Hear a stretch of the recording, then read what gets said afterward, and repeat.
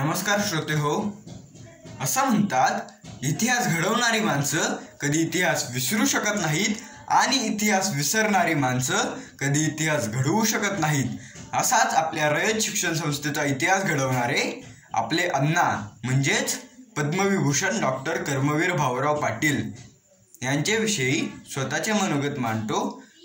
आदर्श विद्यालय शिरवळचा विद्यार्थी मी ओम कुदळे, इयत्ता 9वी क.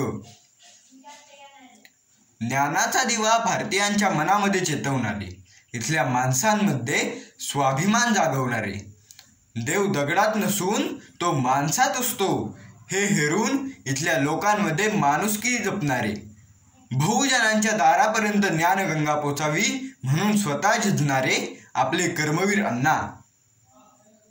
महाराष्ट्र हा दगडधोंड्यांचा, डोंगर कडे कपारींचा देश.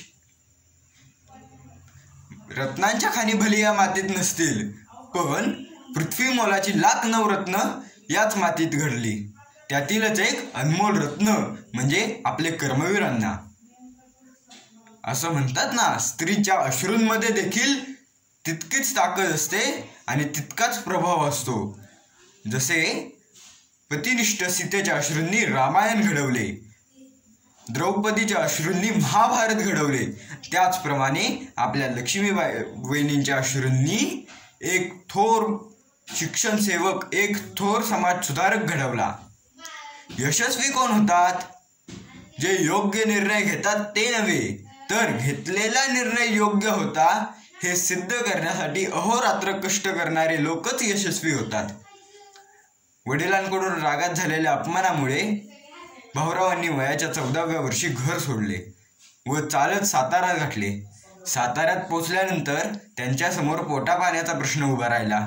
हा प्रश्न सोडवण्यासाठी त्यांनी साताऱ्यात शिकवण्या घेण्यास सुरुवात केली. हळूहळू काही काळानंतर ते साताऱ्याच्या परिसरात पाटील मास्तर नावाने ओळखले जाऊ लागले. काही काळ त्यांनी किर्लोस्कर कारखाना येथे नांगराचे प्रचारक म्हणून देखील काम केले व ओगले ग्लास वर्क या कारखान्यामध्ये देखील त्यांनी काम केले.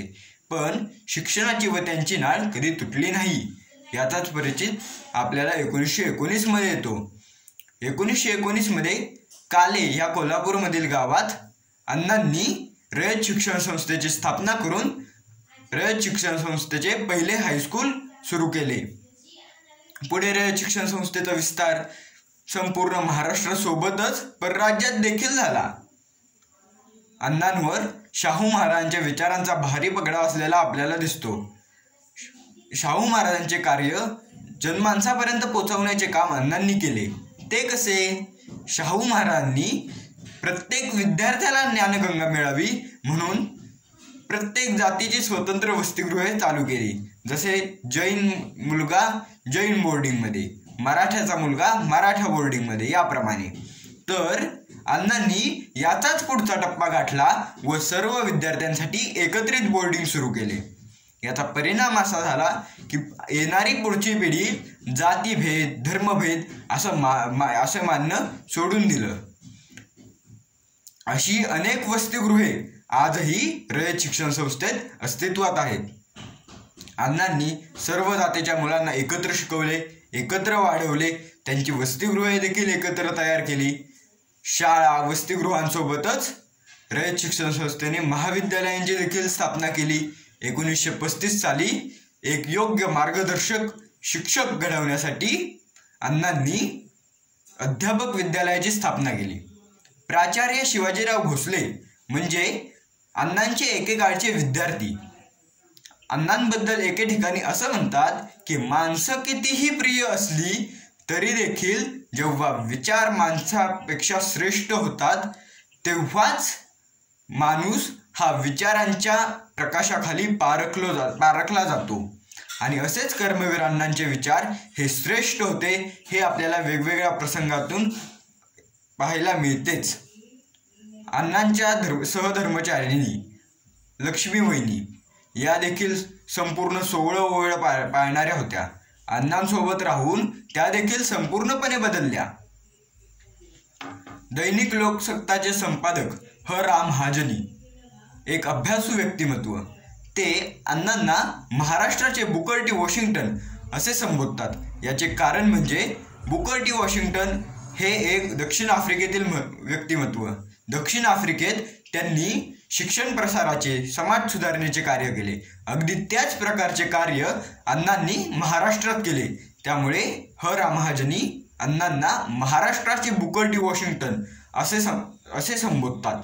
1959 साली भारत सरकारने कर्मवीर अण्णांना पद्मविभूषण हा सन्मान देऊन अण्णांचा पुरस्कार केला।